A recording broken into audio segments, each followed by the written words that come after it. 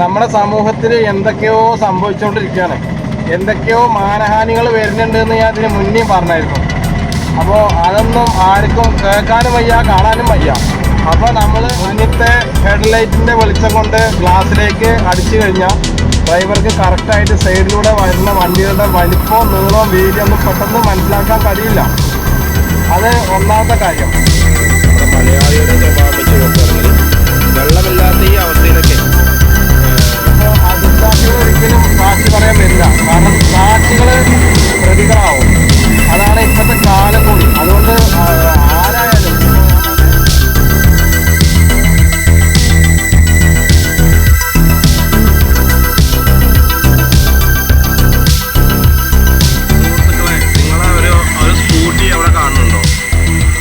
വൈകുന്നേരം 8 മണിക്ക് ഇവിടെ വെച്ചിട്ട് ഒരാൾ അപകടത്തിൽപ്പെട്ട് മരിക്കുകയുണ്ടായി.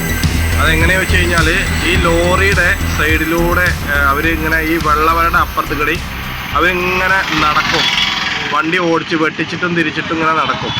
അങ്ങനെ നടന്നിട്ട് ലോറിയുടെ അടിയിൽ പെട്ടിട്ട് അങ്ങനെ മരിക്കുകയാണ് ഉണ്ടായത്. ഞാൻ ഇതിന് മുന്നേ ഒരുപാട് വട്ടം പറഞ്ഞിട്ടുണ്ടായിരുന്നു, നിങ്ങൾ വലിയ വാഹനങ്ങളുടെ സൈഡിലൂടെ ഒരിക്കലും അവരറിയാതെ നിങ്ങൾ പോവരുത്, കാരണം സൈഡ് എപ്പോഴും ശ്രദ്ധിച്ചു എന്ന് വരില്ല എന്നുള്ളത്.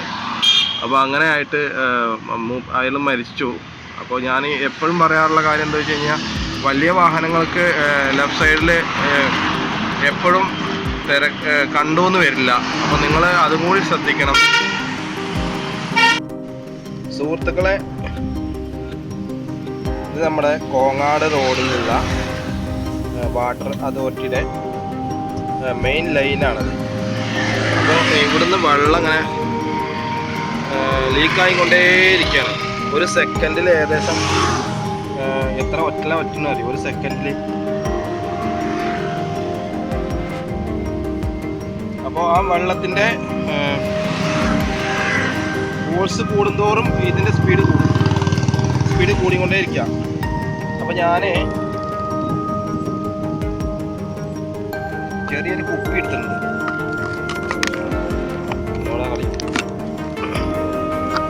ഇതിൽ എത്ര വെള്ളം വീഴുണ്ടെന്ന് നോക്കട്ടെ. ഇത് പിന്നെ നമ്മൾ സെക്കൻഡിൻ്റെ കണക്കാട്ടോ വെച്ചിന്. അപ്പോൾ കുപ്പിയിൽ എത്ര വെള്ളം നിറയുമ്പോൾ നോക്കാം.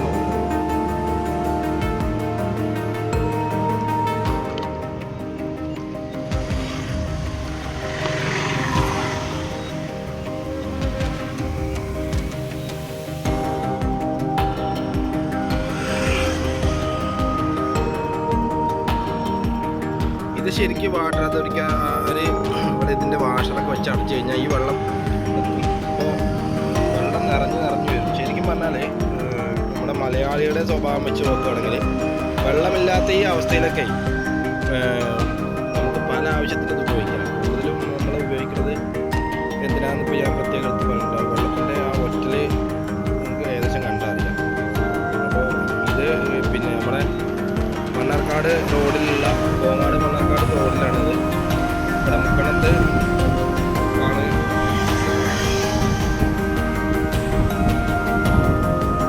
ഇതിനെ നോക്കിയിരിക്കുന്നത് ഇതാണ് സംഭവം. ഞാൻ പ്രത്യേകിച്ച് കാണിച്ചത് സമയം 12:30 മണി കേട്ടോ. പക്ഷെ ഇന്ന് ചൂട് വല്ലാതില്ല. ശരിക്കും പറഞ്ഞാൽ ഒരു തണുത്ത ഒരു അന്തരീക്ഷം, കാലാവസ്ഥ. അത് എന്താണെന്നറിയില്ല. അപ്പോൾ നമുക്കൊന്ന് കറങ്ങി നോക്കാം. ഞാൻ പിന്നെ പറയുന്നതെന്ന് വെച്ച് കഴിഞ്ഞാൽ, നമുക്ക് ഇത് അതാണ് നമ്മുടെ മണ്ണാർക്കാട് SI. ആ സാറിനെ ഒന്ന് പരിചയപ്പെടണം. വണ്ടിയൊന്ന് നീങ്ങിയാലേ ഇപ്പോൾ പരിചയപ്പെടാൻ പറ്റുള്ളൂ.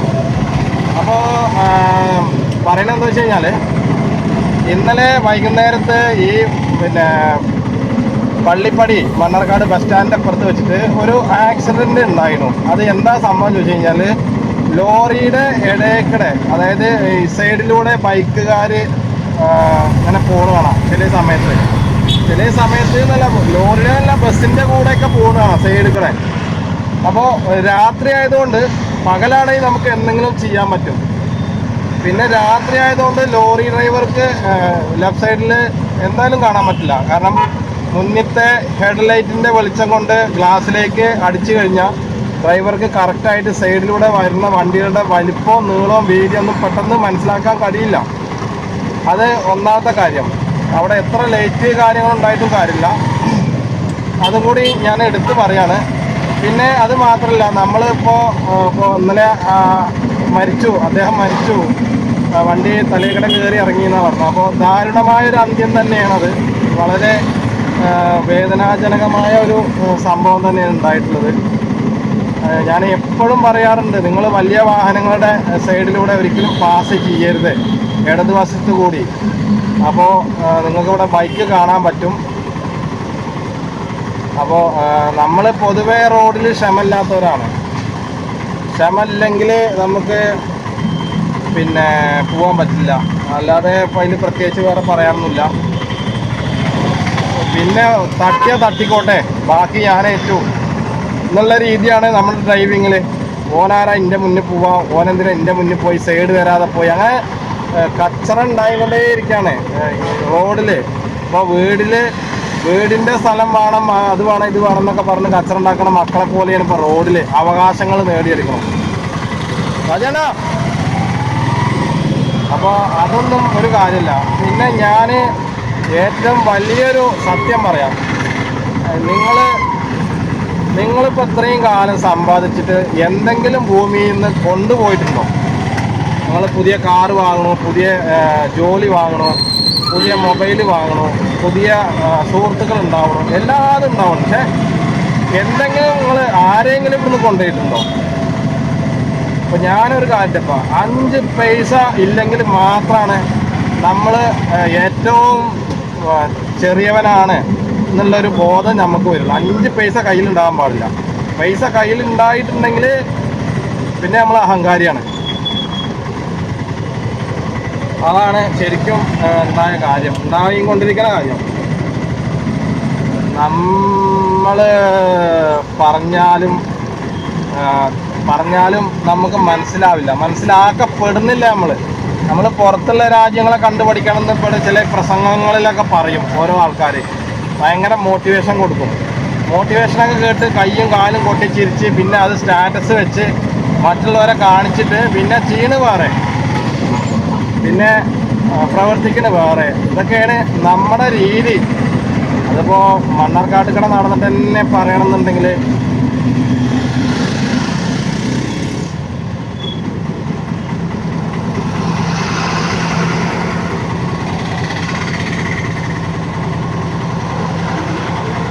നമുക്കിപ്പോൾ ഇൻഡിക്കേറ്റർ ഇടാതെ പോവാം, അതേ ഇപ്പം നടക്കുള്ളൂ.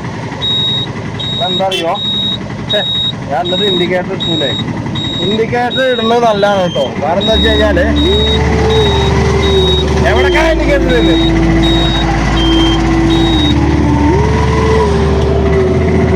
ഒരു വാഹനം എതിർദിശയിൽ വരുമ്പോൾ ഏതെങ്കിലും ഒരു വാഹനം നിർത്തി കൊടുക്കുന്ന കാര്യം ഇപ്പോഴത്തെ കാലഘട്ടത്തിലില്ല.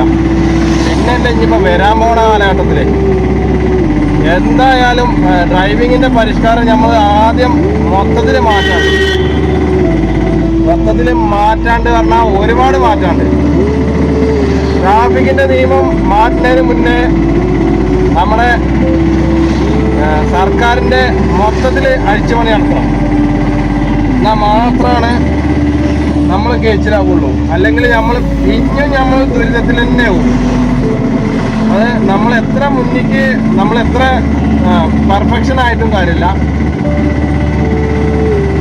നമ്മളെ പെർഫെക്ഷൻ ആവണമെങ്കിൽ നമുക്ക് ഈ സിസ്റ്റം പൊളിച്ചെടുക്കണം. അതായത്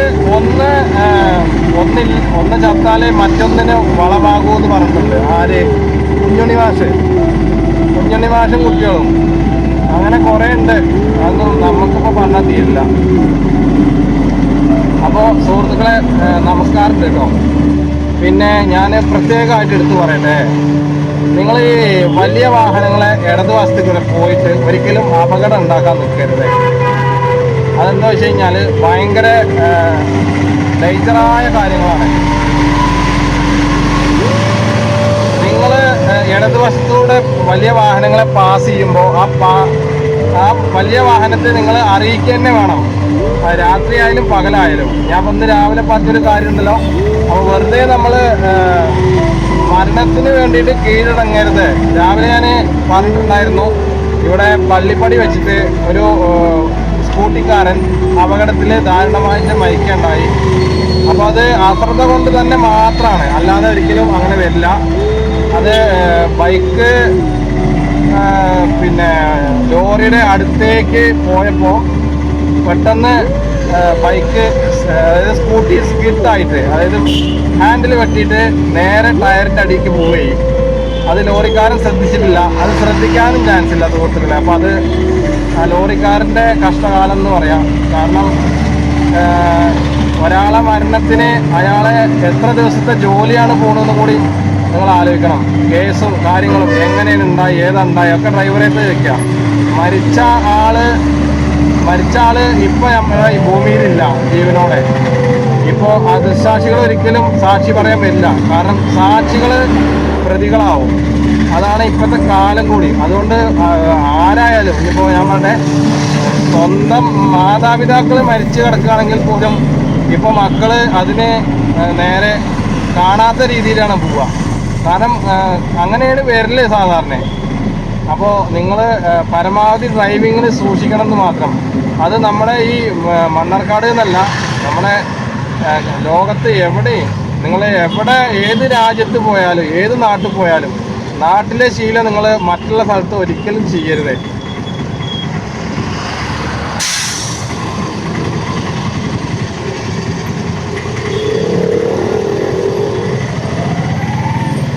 വൈകുന്നേരമാണ് നല്ല തിരക്ക് ശരിക്കും. പക്ഷേ ഇന്ന് കമ്മിയാണ്. ഇന്ന് ഏകദേശമൊക്കെ അത്യാവശ്യം. പിന്നെ എന്താ പറയുക, ഈ ചൂട് ഭയങ്കര ഇതാകൊണ്ട് ഭയങ്കര ആൾക്കാർ തീരല്ല. നഗരത്തിലായാലും നാട്ടിലായാലും എന്ന് പറഞ്ഞ പോലെ നമുക്കൊരു ഓട്ടം കിട്ടിയിട്ടുണ്ട്. എവിടേക്കാ എവിടെ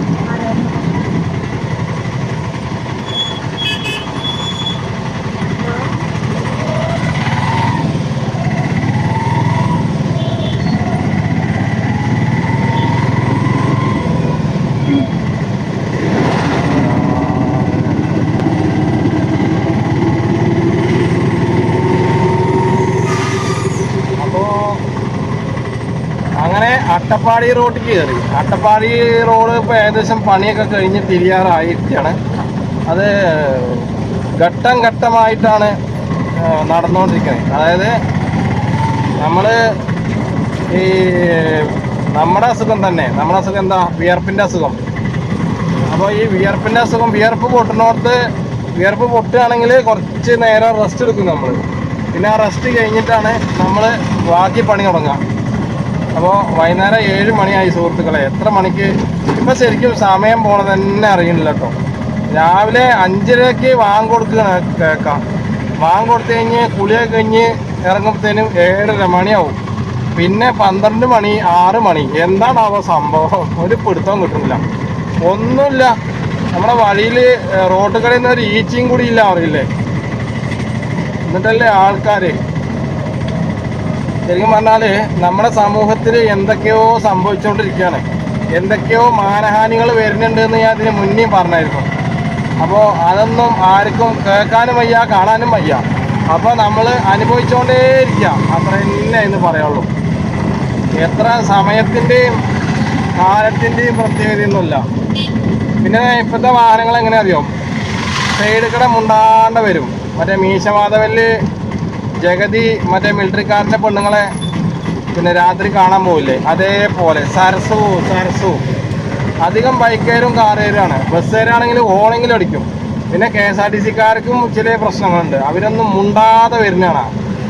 അല്ലെങ്കിൽ ശരിക്കും നാടൻ ഭാഷയിൽ പരിപാടി ഉണ്ട്. പക്ഷെ അത് നമ്മൾ അത്രത്തോളം അങ്ങോട്ട് അതമ്പതിച്ചിട്ടില്ല.